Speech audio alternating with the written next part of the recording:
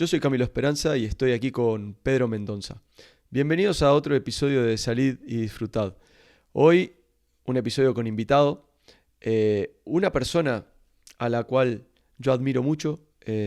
Soy un gran admirador del contenido que genera, de su forma de entender el fútbol, de su forma de entender la vida. Y una persona a la que yo no conocía personalmente hasta hace bien poco. Y la forma en que nos conocimos me hizo ver que también es una persona muy generosa. Yo estaba en Madrid un día de semana por la tarde. Fui a Madrid para hacer el visado que me permitía venir a trabajar aquí a los Estados Unidos donde me encuentro ahora. Y se me ocurrió enviarle un mensaje a través de Instagram a este invitado al cual yo no conocía hasta tal punto que ni siquiera tenía su WhatsApp. Y este caballero tuvo la generosidad de acceder a tomar un café conmigo sin conocerme de nada. A mí esas cosas me fascinan y me parece que dicen mucho de las personas que tienen estos gestos. Así que sin más preámbulos, le doy la vuelta a Ignacio Benedetti. Ignacio, es un honor tenerte acá con nosotros. Camilo, Pedro, gracias. Bueno, yo quiero aclarar algo.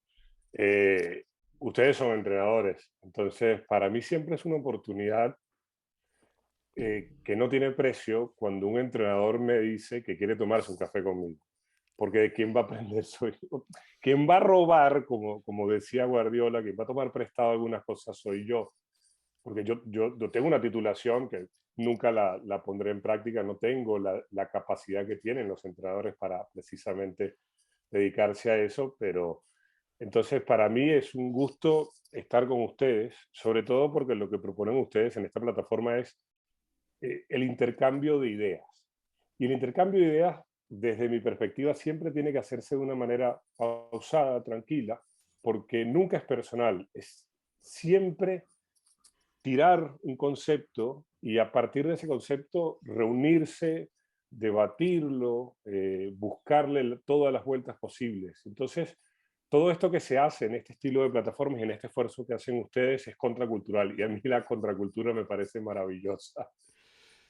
Bueno, muchas gracias. Sí, yo te lo decía ahora fuera de micrófono, creo que nosotros o hemos entendido o entendemos que eh, ni los entrenadores ni nadie enseña nada a nadie. Lo que podemos hacer es configurar contextos y a partir de ahí vamos a ver qué pasa. Y seguimos el mismo principio en nuestros podcasts. Y en ese sentido, nosotros a nuestros invitados les hacemos siempre la misma, la misma pregunta para iniciar la conversación y es interesarnos por tu pasado, ¿no? Porque entendemos que si hoy estamos siendo las personas que vamos siendo, ¿no? Es porque antes nos han ido pasando una serie de cosas, ¿no? Hemos ido interactuando con una serie de contextos. Y nos gustaría saber cómo te has ido configurando tú, Ignacio. Contanos lo que quieras. Si querés hablarnos de tu infancia, de tu inicio por el fútbol, por el deporte, o cómo te has ido configurando para llegar hasta acá. Yo tuve una infancia muy normal, en un hogar muy normal, mi madre es músico académica, compositora de música clásica. Ujú. Mi padre es ingeniero, pero mi padre es un tipo, bueno, ambos son grandes practicantes de deporte y sobre todo mi padre es un tipo que hizo todos los deportes sabidos y por haber, todos. Y entonces para él habían dos cosas en las cuales él quería siempre seducir a sus hijos, en la importancia del estudio y la importancia de practicar deporte. Y a mí me gustó siempre el deporte. Y entonces siempre estaba en el equipo de béisbol de mi ciudad, de Caracas, estaba en los equipos de fútbol, en los equipos de natación, de tenis, de surf, eh, cualquier cantidad de actividades. Y esa pasión me la transmitió, la seguí sosteniendo cuando después, digamos, el cuero no me dio para ser futbolista profesional, pero la seguí teniendo a pesar de que entré en la universidad a estudiar para ser abogado, cosa que a partir del segundo año no me sentía a gusto Y ahí se me prendió un bombillo bastante particular de que me quería ir a Argentina porque lo que yo veía de manera más inmediata para estar en el fútbol era ser periodista deportivo. Ajá. Y me fui a Argentina y ahí conocí a quien, esto es muy raro decirlo, de alguien que no vivió aquella época y que no conoció al personaje, pero me adentré en la obra de que fue mi gran maestro, fue Dante Panzeri. Dante Panzeri murió meses después de que yo nací. Es decir, era imposible que yo lo conociera y de Dante Panzeri no se conseguía en aquel momento nada. Entonces tenías que conseguir viejas revistas El Gráfico para leerlo y decir, este tipo tiene idea de lo que está hablando. Y después te decían, claro, eso fue en el año 61. O sea que hacia atrás hay muchas más hay cosas más interesantes que lo que estoy viviendo en este momento. Y bueno, después regresé a Venezuela, trabajé en radio 15 años, hice televisión durante 12, y hay un momento en que me llaman de la selección de Venezuela, quien era el entrenador, a que fuera el jefe de prensa, porque él quería tenerme cerca, y bueno, que estuviera cerca de él. Y bueno, hice eso, hice otra cantidad de cosas dentro de la selección. Perdí unos 5 partidos de 6 en el inicio de las eliminatorias. Nos fuimos. Tuvimos la decencia de renunciar, no esperar que nos echaran. Y ahí me dio el bichito por venirme a España. Yo tenía ya relación con entrenadores españoles, con mi otro gran maestro en el periodismo deportivo y en el gusto por ir más allá en el fútbol, que ha sido y que a quien considero mi padre en mi camino, que es Martí Perarnau. Porque yo sé que somos amigos, pero no, yo lo veo a él como una figura más elevada que la del amigo, y es para mí el padre que yo encontré en medio de mi caminar por el fútbol, ¿no? Y bueno, me vine a España a seguir escribiendo, a seguir estudiando, a tener la posibilidad de estar más cerca de gente que construyó para mí una obra enorme que fue el Fútbol Club Barcelona, una obra que creo que es irrepetible comparado con lo que pasó en otras latitudes y en otros ejemplos anteriormente. Y bueno, ese ha sido un poco el camino. A mí no me gusta hablar tanto de mí, me parece pesadísimo. No, Pero bueno, ese ha sido un es poquito interesantísimo. al final de todo, yo lo resumo con que a mí el fútbol me dio la posibilidad de tener amigos, la posibilidad de conocer el mundo. Entonces, desde mi pequeña trinchera, la cual habito solo, o mi naufragio, mejor dicho, con todo lo que significa un naufragar, es decir, un fracaso, bueno, yo trato de seguir creyendo que el fútbol que a mí me gusta es posible. Hola Ignacio, ¿cómo estás? Un gusto, Pedro. Ahora sí de manera oficial, ¿no? Buenas tardes desde Brasil. Antes de más nada, decir que para mí es un verdadero gusto tenerlo como invitado de nuestro podcast. Ya hace tiempo acompaño desde acá tu trabajo y bueno, para mí es un gusto, de verdad. Y cómo está siendo normal, ¿no?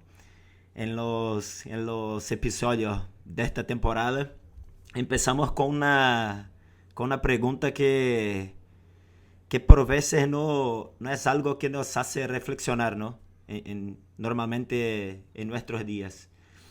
Pero a mí me gustaría saber para ti, ¿qué es saber de fútbol?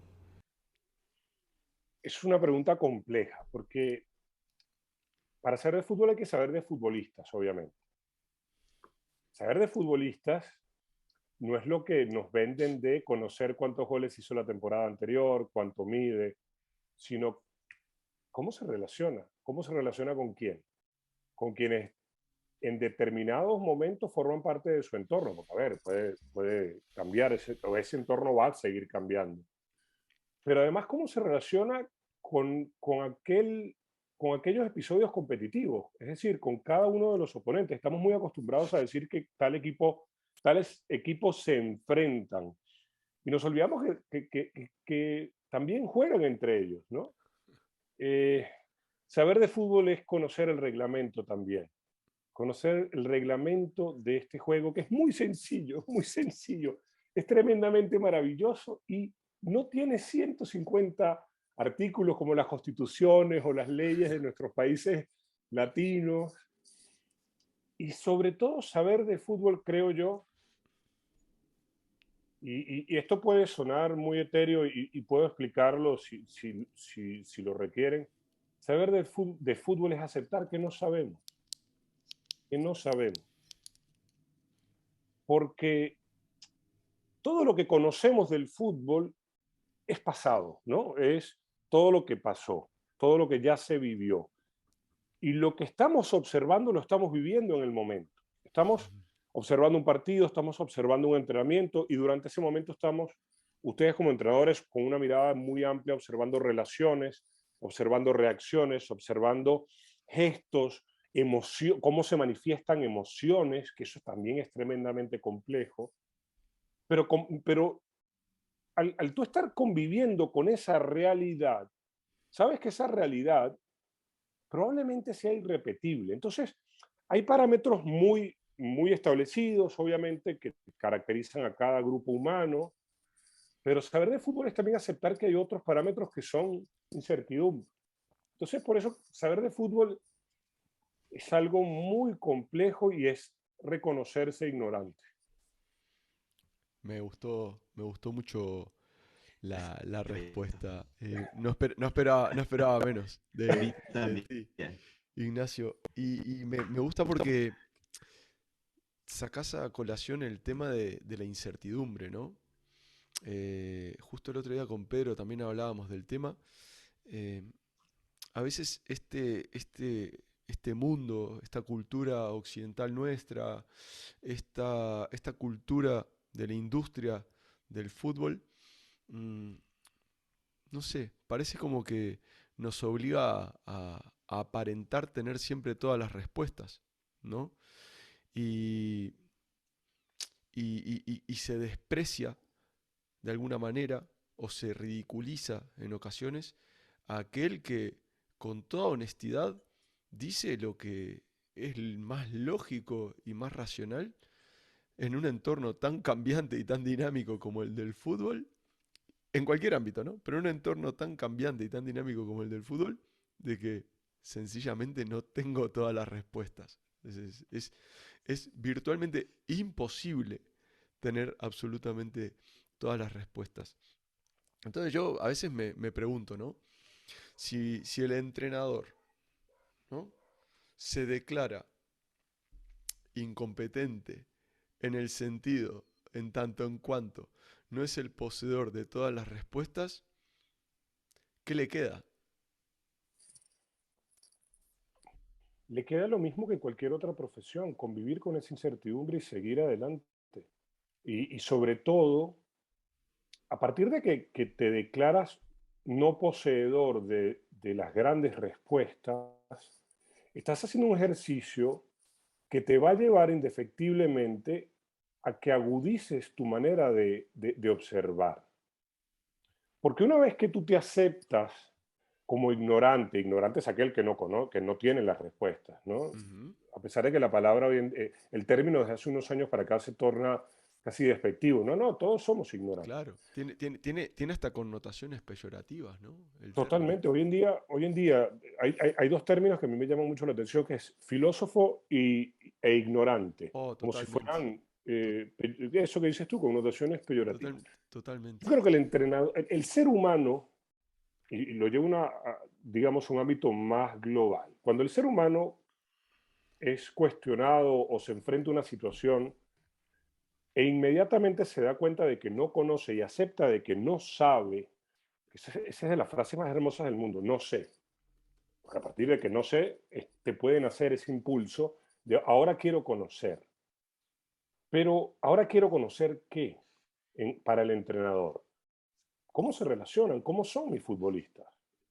¿Cómo son los 22, 25, 18 seres humanos con los cuales voy a interactuar?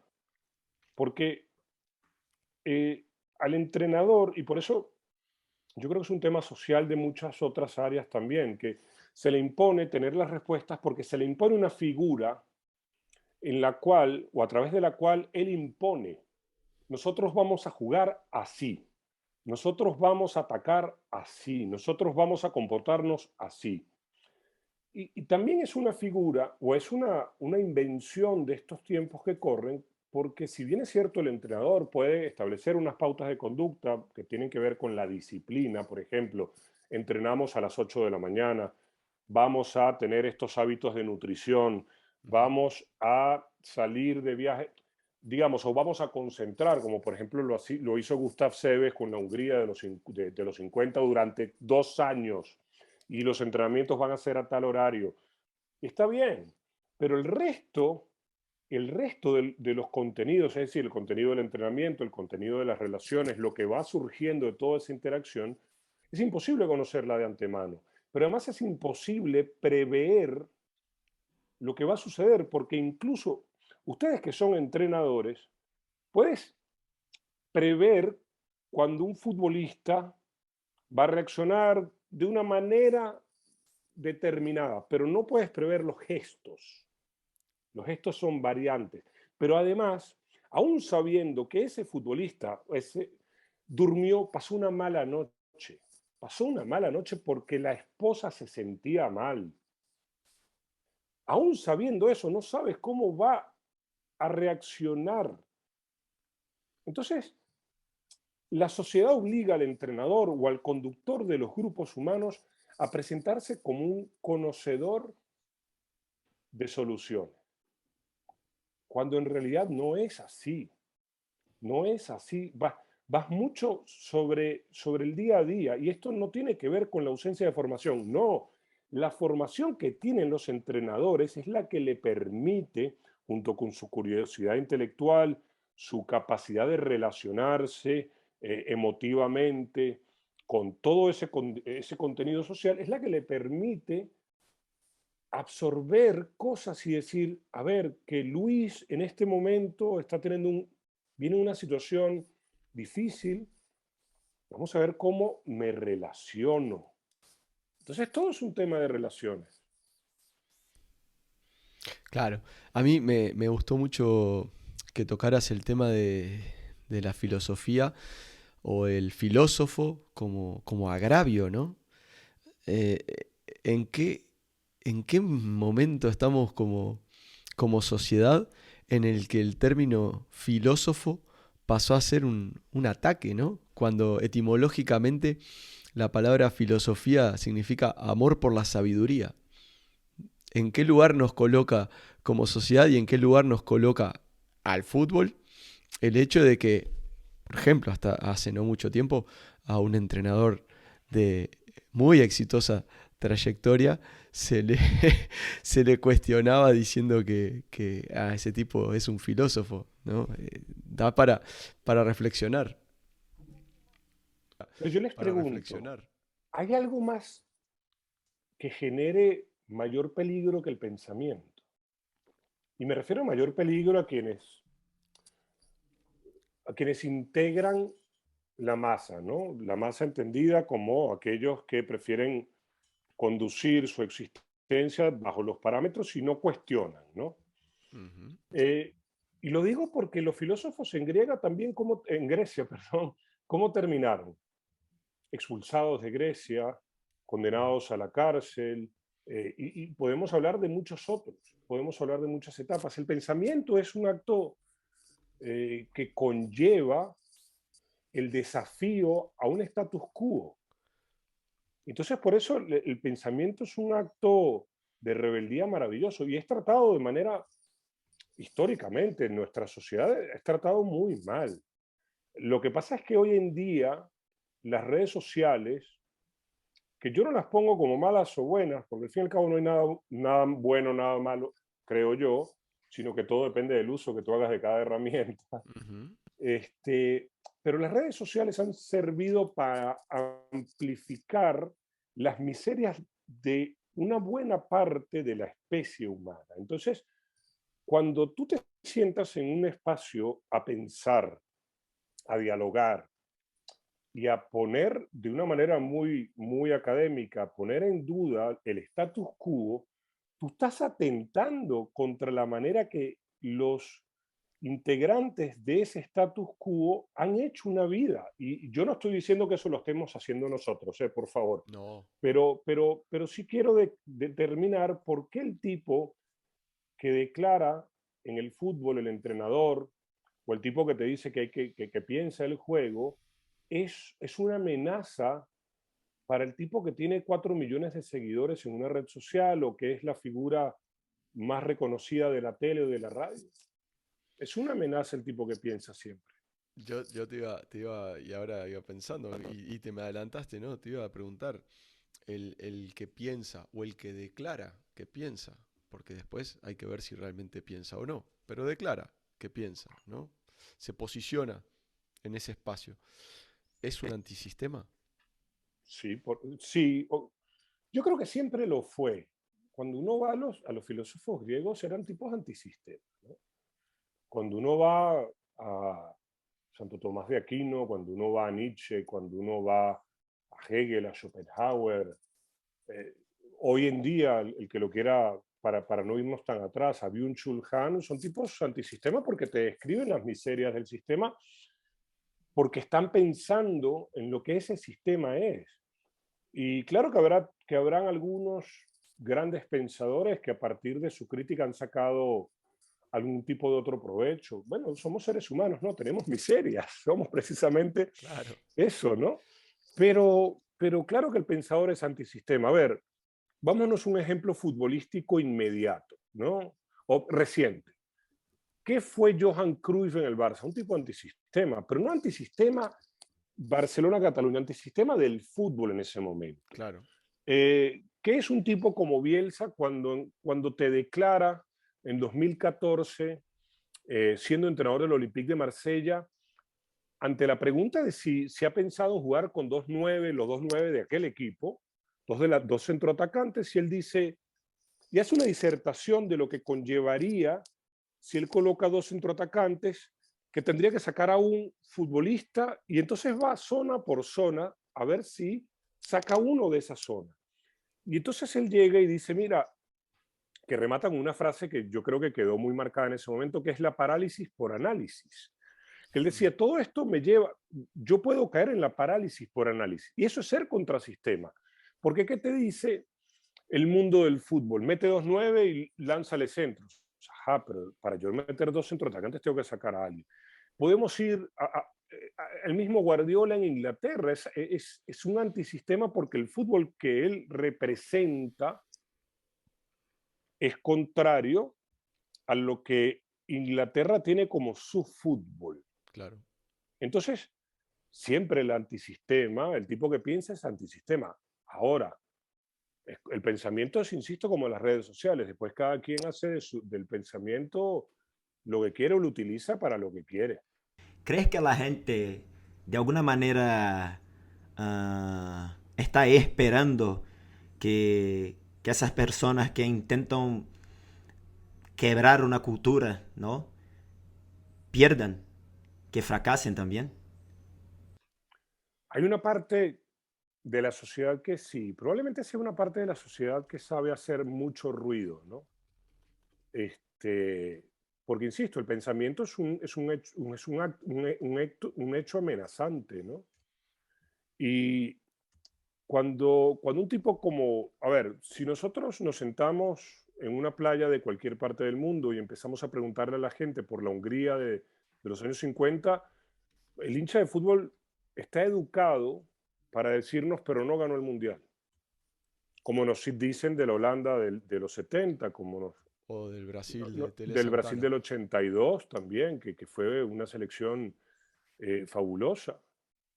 Y si hay una parte, yo sí creo que hay una parte, ahora no la sé cuantificar, sí sé que hacen mucho ruido, que saben utilizar mejor que sus adversarios ideológicos las redes sociales y los altavoces. Pero claro que hay una parte, y los ejemplos están, cuando los equipos que dirige Guardiola no han ganado la Champions League, inmediatamente aparecen con mucha fuerza estas teorías a través de las cuales no se puede jugar de esa manera. Cuando Bielsa lo despiden de algún club, inmediatamente aparecen aquellos que te dicen es que Bielsa es tal y cual cosa, o cuando Brasil queda eliminado en el Mundial de 2018 contra Bélgica, es que así no se puede jugar. Y yo creo que vivimos en una sociedad, creo o no, mentira, yo me atrevo a asegurar, pero no porque esto haya sido un pensamiento mío, sino porque es reflexión de gente mucho más inteligente y muchísimo más cultivada, que vivimos en una sociedad que le gustan las sentencias, no las afirmaciones. Claro. Entonces, volvemos al no saber, a la incertidumbre. La incertidumbre nos asusta, la incertidumbre nos llevaría a, si queremos saber por qué Guardiola no ganó la final de la Champions, el Manchester City no ganó la final de la Champions contra el Chelsea de Thomas Tuchel, la incertidumbre nos llevaría a tratar de adentrarnos en qué sucedió, qué venía sucediendo, pero además recordar algo, que aún adentrándonos de manera obsesiva, tampoco vamos a conocer el total de las circunstancias que influyeron. Entonces, insisto con eso, ¿no? La sociedad se mueve en afirmaciones, en sentencias, y la duda huele muy mal, ¿no? Entonces, sí, hay una parte de la sociedad que, como tú bien dices, Pedro, los está esperando al tipo que es creativo, que se atreve a salir del molde. Yo me acuerdo ahora que hablaban ustedes de este tema, de cuando yo estaba haciendo los cursos de entrenador en Barcelona, mm, aún había, y estoy seguro de que aún hay, gente que ridiculiza las posturas de gente como Seirulo, ¿no? Que aún hay gente que ridiculiza las, las posturas de personas como Juan Malillo, ¿no? Que, que cada uno está, obviamente, en la libertad absoluta de sentirse más afín o no, faltaría más, ¿no? Pero me da la sensación de que esa ridiculización tiene más que ver con un sentido de, como no consigo entenderlo, me siento amenazado intelectualmente. Y como me siento amenazado intelectualmente, o siento que esto de alguna manera, no sé si intelectualmente, me amenaza porque no lo consigo entender, lo agredo, ¿no? Me parece que tiene mucho que ver con eso. Yo creo que tiene que ver con que, llamémoslo, las innovaciones, ¿no? La innovación obliga a quienes ya estaban antes de la aparición de la innovación en cualquier terreno a actualizarte. Hay profesiones que lo tienen en su ser de una manera más natural, como por ejemplo la medicina. Ujú. El médico, el médico nunca deja de estudiar. En No. el fútbol se han creado distintas clases, ¿no? Y distintas clases, me refiero a que acaparan la admiración del público. Ujú. Está el futbolista, obviamente, que es el protagonista, está el entrenador, que siempre ha tenido admiración. Hoy en día, insisto, es mayor, pero porque también los medios son los que son. Y después está el periodista. El periodista deportivo, en el 99%, sobre todo los que tenemos alguna descendencia latina, me refiero a Roma, como el Imperio Romano, porque en Estados Unidos es muy distinto, pero el periodista cuida mucho su nicho, cuida mucho su centro de actuación. Y cuando aparecen conceptos que pueden poner en riesgo todo aquello que han creído como cierto, el periodista se enfrenta a la disyuntiva de o me actualizo o sencillamente sigo hablando, sigo sintiendo y sigo expresando todo aquello que yo sé que es cierto. Porque el periodismo deportivo es impresionante. Tú pasas por la facultad, por la universidad, y no te gradúas de periodista deportivo. Tú te gradúas de periodista. Entonces, para ser periodista deportivo, lo lógico es que tengas que hacer una especialización. No se hace, salvo países como Argentina. Hay algunos cursos en Estados Unidos, creo que en España hay un par de cursos, pero no es algo que esté obligado a presentar cuando vas a ejercer de periodista deportivo. Entonces el periodista, cuando tú le obligas, si escucha a Paco Seirulo, el pensamiento complejo, la teoría general de los sistemas, las estructuras del ser humano, no, siente que eso es una amenaza, siente que eso es una amenaza, ante el pseudo conocimiento comparado con el centrodelantero, mientras más alto, mejor va de cabeza.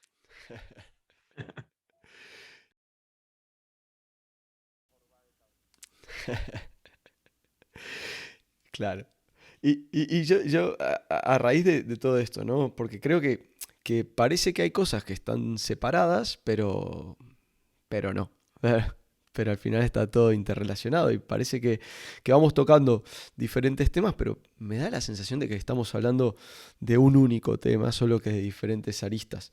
Estamos hablando de un universo en el que existen unos niveles de incertidumbre altísimos, ¿no? Y en el que parece que lo único constante es el cambio, ¿no?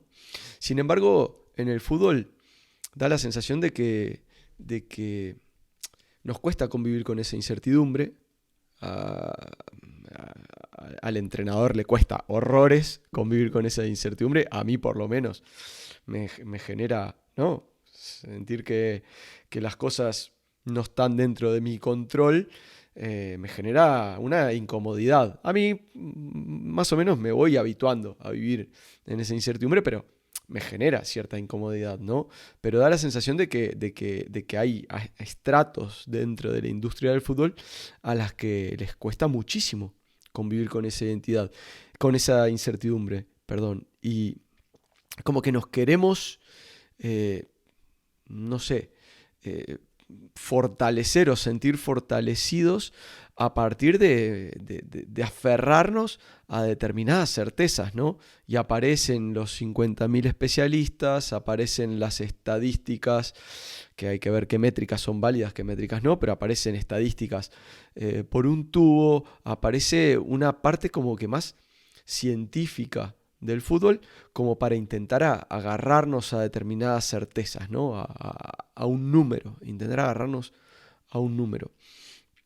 Pero si el fútbol son relaciones y son personas y es todo tan dinámico, tiene que haber un componente de intuición, ¿no? Tiene que haber un componente que casi artístico en toda esa ecuación, ¿no?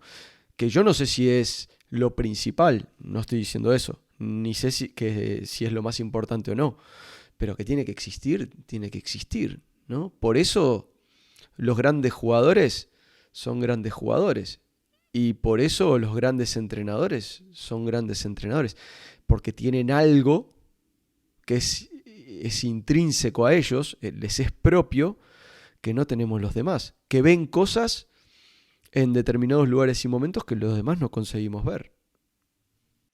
Yo estoy totalmente de acuerdo con esa afirmación, partiendo además de la base de que toda creación humana tiene algo de artístico, tiene algo de arte. No sé en qué porcentaje, no, influye, no influye. Esa cuantificación yo no podría hacerla y tampoco me interesa. Yo creo que eso que ustedes van comentando de esas, digamos, ese apoyo en ni siquiera postulados de la ciencia, porque tampoco es que se estudia la ciencia para, digamos, eh, quedarse con esas verdades y alejarse de la incertidumbre, ¿no? Porque los tipos que desarrollan estas ciencias o estas fórmulas matemáticas o físicas que hoy en día vemos mucho en el fútbol, son tipos que saben y que entienden. Yo me refiero al tipo que las comunica o a veces el entrenador que se respalda mucho en ellas, ¿no? Cuando el fútbol, más que una ciencia, y aquí recuerdo mucho una palabra que utilizaba un querido amigo Oscar Cano Moreno, tiene mucho de artesanía, Claro. tiene mucho de artesanía. A ver, y la artesanía también es incierta. Y yo entiendo que la incertidumbre para el ser humano, a ver, es muy difícil de soportar. Eh, yo lo, una de las razones que yo no pudiera es esa, ser entrenador, pero yo en tiempos de entrenador, de profesor universitario a mis alumnos, trataba de hacerles entender la existencia de la incertidumbre desde un ejemplo muy sencillo, pero no la existencia, sino que supieran que es parte de la vida, que tú puedes tratar de reducir su influencia y es probable que puedas, pero no sé cuánto tampoco. Y yo les decía, el ejemplo más sencillo es el siguiente, yo en mi refrigerador tengo comida para mañana. Ahora, yo no sé si voy a comer mañana y ni siquiera sé si voy a comer esa comida mañana. Yo tengo la comida, eso es reducir, digamos, la incertidumbre. Pero pueden pasar un sinfín de cosas que puedan tener como consecuencia que yo no coma esa comida. Claro, yo lo ponía desde un ejemplo más radical que les decía, ¿y si me muero mientras duermo? No comí mañana. Es decir, ustedes como entrenadores lo tienen muy duro porque ustedes se entrenan con el grupo de futbolistas para intentar llevar a cabo, para que el equipo sienta que lo que va a pasar el domingo y lo que de una u otra manera se planifica, y por eso hago las comillas, pero se visualiza, mejor dicho, uno sueña con lo que puede pasar el domingo, Ujú. sea eso, pero el trabajo del entrenador es más rico y más difícil porque es también acompañar al futbolista a que se encuentre y se sienta cómodo cuando lo imaginado no pasa. Cuando lo imaginado no pasa. Entonces es muy difícil. Entonces yo entiendo también que hay un juego. El entrenador no puede decirle al futbolista, en este mundo de certezas y confirmaciones y afirmaciones, no puedes llegar al equipo y decirle, yo no sé nada, vamos a ver qué pasa. No, no, no lo puedes. Porque además imagínate el festival, el festín que se van a dar los periodistas de turno. Y no los cuestiono, no los cuestiono. Insisto, esto es un tema endémico, esto es un tema de nuestra sociedad, el querer una respuesta inmediata y certera. Pero el entrenador tiene que saber, sin comunicarse sino al grupo de trabajo, a ver qué pasa. Estamos trabajando, como Ignacio compra comida para el día siguiente, bueno, ustedes están comprando comida para el día siguiente. Pero el trabajo difícil de ustedes no es ese. Es que el futbolista no entre, vamos a utilizar un término muy reconocible, en pánico, Claro. cuando lo que pasa no es lo que imaginabas. Y bueno, es la vida. Y entonces eso que ustedes hacen es muy duro. Es convivir con esos diferentes personajes, ¿no? Que a veces el entrenador tiene que encarnar, ¿no? El auténtico, que sabe que no sabe, ¿sí? O que sabe muy poquito, pero luego hay que tiene que proyectarse, desgraciadamente, por cómo está configurada esta sociedad, ante otros como, bueno, sí, sé, pero sabiendo que es una comedia, realmente. Es decir, estamos interpretando un papel. Es obvio que no sé lo que va a pasar mañana. Es obvio aunque a veces el hecho de vaticinar resultados o de vaticinar acontecimientos futuros pueda interpretarse como un signo de sabiduría, yo lo interpreto como todo lo contrario. Es decir, quien se atreve a vaticinar acontecimientos futuros realmente está en una situación de ignorancia bastante grande, porque si no eres consciente de tu propia ignorancia, es que realmente tienes un problema. Yo recuerdo una reflexión, no recuerdo de quién, y eso me hace sentir mal porque a mí me gusta darle nombre y apellido a quienes han hecho estas cosas, pero es que tampoco tengo presente de si fue una reflexión cercana al fútbol o si estaba alguno de estos libros que yo trato de leer mucho que no sea fútbol, ¿no? A mí me gusta mucho el ser humano. Ujú. Y entonces prefiero también ir por distintas conductas del ser humano que también son artísticas y también tienen una riqueza maravillosa. Había una reflexión que la tengo muy presente, que es la diferencia entre el ignorante y el estúpido, ¿no? El ignorante se reconoce ignorante y a partir de ahí va construyendo una cantidad de conductas que lo hacen tratar de conseguir el conocimiento, sabiendo que nunca lo vas a lograr, porque el conocimiento como tal no existe, hay muchos conocimientos. Ujú. El estúpido es aquel que cree que sabe y conoce, porque cuando tú crees que sabes y conoces, te estás cerrando, te estás cerrando. Entonces, es muy difícil el entrenador, porque el entrenador tiene que proyectar seguridad. Hay una, un viejo encuentro entre Tele Santana y Johan Cruyff, que a mí me parece que es extraordinario y representa esas distintas caras que tiene el entrenador ante los distintos, digamos, receptores de su mensaje. Estando antes de ese hermoso partido entre el Sao Paulo y el Barcelona por la vieja y querida Copa Intercontinental, que están los tipos, ellos dos, hablando de fútbol y el único testigo era Juan Carlos Lustó, el árbitro del partido. Pero entonces la posibilidad de que ellos hablaran sin tener que representar un papel de queremos ganar, claro que quieres ganar. Entonces hablemos de cosas más interesantes. Y entonces se dio un diálogo y un acuerdo entre dos tipos que representaban una manera de vivir el fútbol que no es la única, pero era la de ellos, en la cual eh, había había una, por decir, una honestidad brutal, porque no habían cámaras, no habían futbolistas, eran ellos dos. Pero el entrenador también tiene que reconocer que esos momentos son muy específicos. El entrenador tiene que entender eso que tú decías, que forma parte de una puesta en escena, de una comedia, de una obra de teatro, que requiere algunas cosas, ¿no? Y hay muy pocos que pueden medianamente desligarse de ese personaje. Y son muy pocos. Y no tiene que ver con que hayan ganado, ¿eh?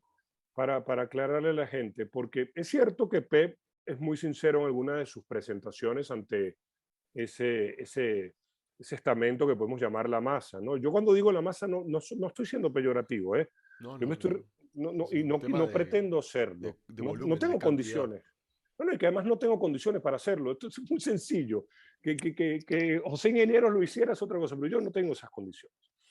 Pero, pero fíjate que Bielsa es como es, para lo bueno y lo malo. Y Bielsa no es precisamente ese ganador serial que puede ser Guardiola, que puede ser, no sé, que fue Mourinho en su momento, que es Klopp, no sé. Entonces, por Claro. eso te digo que hay muy pocos entrenadores que pueden darse ese lujo. No sé cómo consiguen eso, no lo sé. Pero el entrenador tiene que entender. Fíjate, pasó en España hace unos meses cuando Robert Moreno dijo, bueno, un empate o perder por un gol en el Bernabéu contra el Madrid, yo no tengo de qué quejarme. E inmediatamente, Claro. señores, entonces ahí te das cuenta que en la comedia del fútbol, el entrenador tiene que también ser un comediante. Sí. Y sabes que en ese afán de representar a este papel, ¿no? De este portador de la verdad, que a veces tenemos que encarnar los entrenadores, hacemos cosas o decimos cosas o generamos cosas que van en contra de esa lógica y de esa incertidumbre. Es decir, la lógica para mí, a mí sabes que tengo no sé, tengo sentimientos encontrados con respecto a términos que se usan a veces en el fútbol, como el de la lógica interna del juego. No sé no sé qué quiere decir lo de la lógica interna del juego. A lo mejor tiene algo que ver. Pero es que además la lógica interna del juego responde a cada episodio. Entonces, cada episodio, llamémoslo partido, tiene una lógica propia. Yo Entonces, claro, no sé, o sea, si hablamos desde un punto de vista estrictamente reglamentario, ok, sí, hay unos determinados parámetros objetivos, que son los que configuran el reglamento del juego, que lo dotan de una cierta lógica, si se quiere. Ahora, en lo que es el juego en sí, el juego jugado por jugadores, por seres humanos, en interacción dinámica con sus propias posibilidades, las posibilidades que les habilitan los compañeros y las posibilidades que le habilitan los adversarios, no hablamos hay de lógica lógica. preestablecida. La lógica se va dando en ese episodio. Pero incluso si esos dos equipos volvieran a jugar el mismo partido horas después, la lógica del juego sería totalmente distinta porque los integrantes han ido cambiando. Al cambiar ellos, como seres humanos, cambian las relaciones propias, la intracomunicación y la intercomunicación. Entonces ya la lógica cambia. Entonces, Pero además hay a mí algo. me fascina ese intento por querer estandarizar de alguna manera y de quitar margen a, a posibles resoluciones de los episodios del juego que solo pueden estar en la cabeza de aquellos que juegan. Pero esto no es nuevo. Yo voy nuevamente a la historia. Eh, el circo romano, cuando se presentaban las batallas entre esclavos y gladiadores, o si aparecía algún animal como algún león, la lógica preestablecía lo que iba a ver la gente, era ver triunfar al gladiador o ver triunfar al león. Somos muy previsibles los seres humanos en cuanto a las expectativas que tenemos del futuro inmediato. Obviamente cambian los contextos. Obviamente un chico de 15 años hoy en día tiene la expectativa de tener un teléfono móvil de última gama. El chico de hace 30 años, o yo, quería tener una pelota, la pelota del mundial, el balón del mundial. Pero las expectativas son a la satisfacción inmediata. Y entonces no es difícil entender que en el fútbol, si mañana Pedro Mendoza dirige al Santos y le provoca utilizar en las ruedas de prensa disertaciones sobre cómo ha ido entrenando a su equipo y habla de por qué hizo un rondo de tal manera y por qué. Las preguntas siguientes no van a estar referidas a eso, van a ir nuevamente hacia lo inmediato, y lo inmediato está relacionado con la satisfacción del periodista de convertirse en el portador de una información que va a tener resonancia, y de todos aquellos que son hinchas torcedores, de tener la satisfacción inmediata de estar informado al momento de una circunstancia. Pero entonces volvemos a algo que es muy importante en la vida y en el fútbol sobre todo, que una cosa muy distinta es estar informado y otra cosa es tener conocimiento. Hmm. Porque informado podemos estar todos. Yo puedo estar informado de quién es el 9 de Macedonia. Ahora, ¿yo tengo conocimiento de cómo juega? No, no tengo conocimiento. ¿Por qué? Porque alguien que yo le he visto 10 partidos, yo no puedo presumir de conocimiento. Entonces, la información se ha superpuesto, sobre todo en estos tiempos, al conocimiento. Y entonces, cuando tú te sientes en una rueda de prensa a explicar la finalidad de ese rondo que hiciste ese día, no van a preguntarte por eso, porque el conocimiento no es interesante.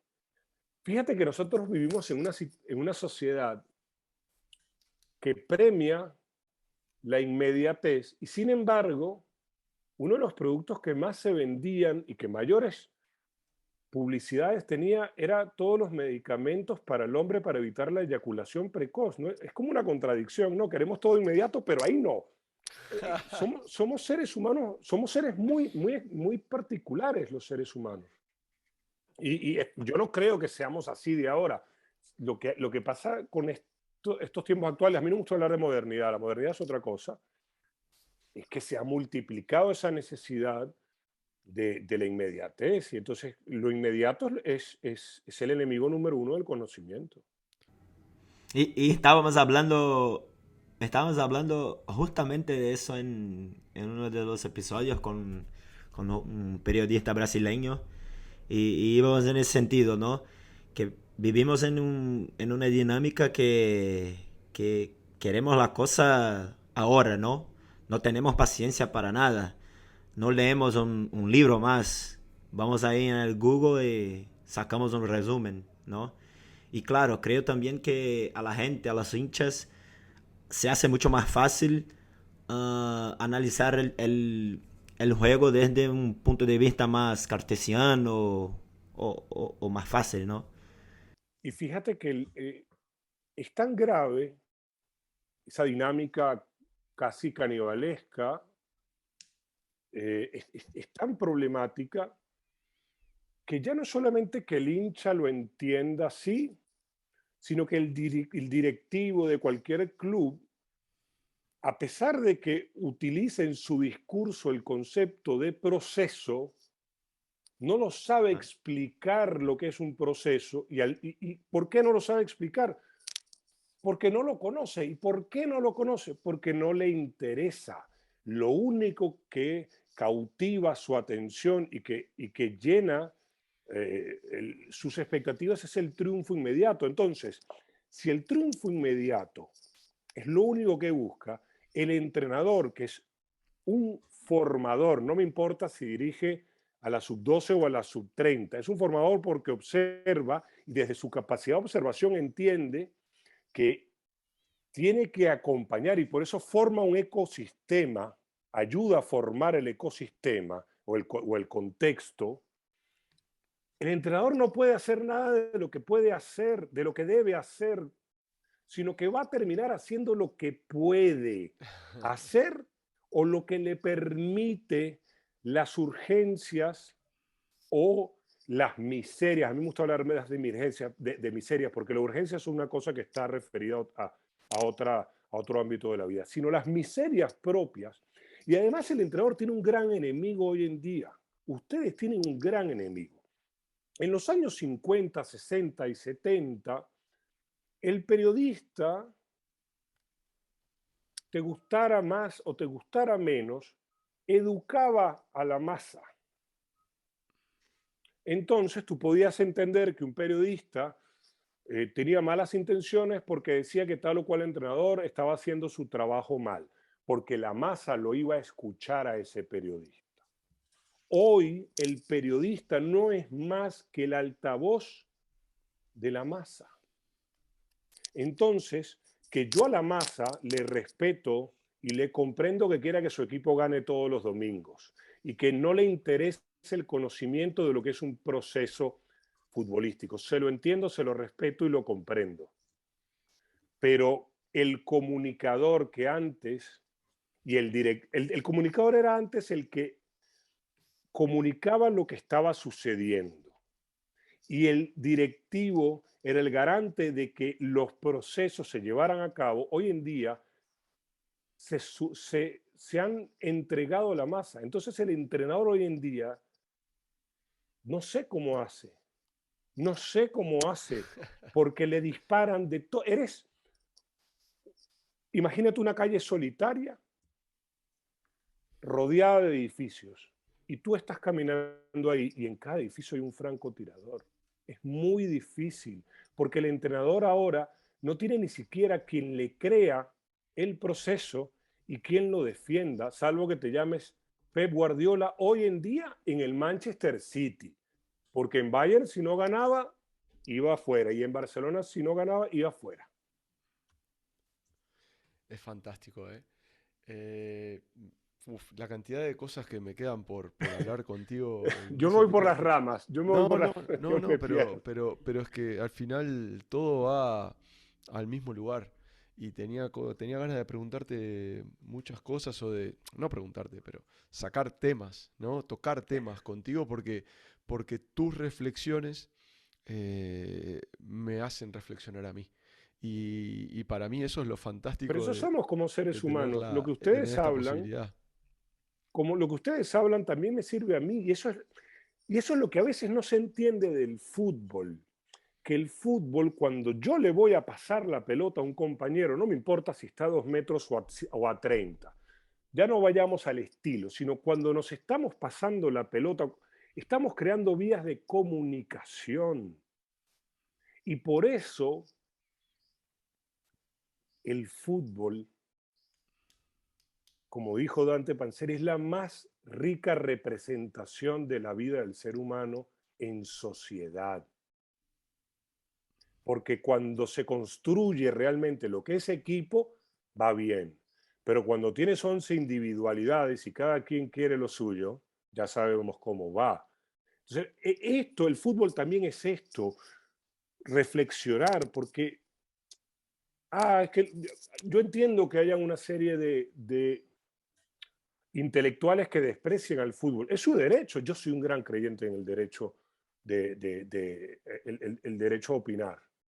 Yo no le cuestiono nada a nadie, de verdad. Hoy en día que cada quien opine lo que quiera. Y por eso a un intelectual que no le gusta el fútbol y que diserte sobre la inutilidad de jugar al fútbol, está en su derecho. A mí no me gusta, tampoco voy a decirle a nadie que no me gusta. Eso es una cuestión mía.